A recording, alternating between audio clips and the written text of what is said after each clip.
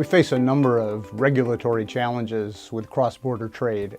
Primarily, there are not consistency right now with regard to residues as it relates to pesticides, as it relates to approval of GM events, as it relates to pathogen requirements. So there are a number of things that make cross-border business very difficult. And a company like ours with 1,500 plants in 70 countries, being able to move goods and food products around the world is essential to our business model.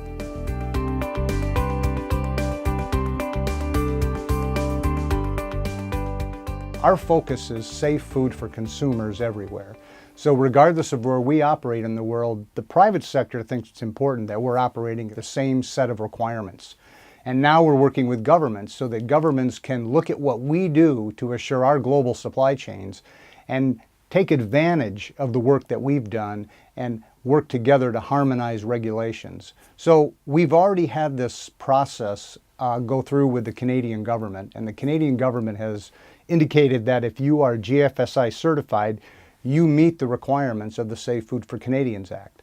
Right now we're going through a similar benchmarking process with the US FDA to assure that we're in the same position regarding FSMA and the benchmarking requirements at GFSI.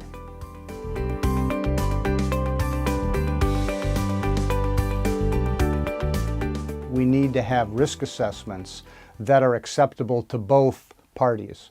So if one party assesses risk one way, another one assesses risk another way, you're going to have different risk management strategies and different regulatory oversight. To me, it makes more sense for us to be working together, bringing the best minds together and the best science to assess risk, and then use that to inform risk managers, whether they're in the public sector or in the private sector, so that we're all working together to try and mitigate those risks that are most critical to protecting public health.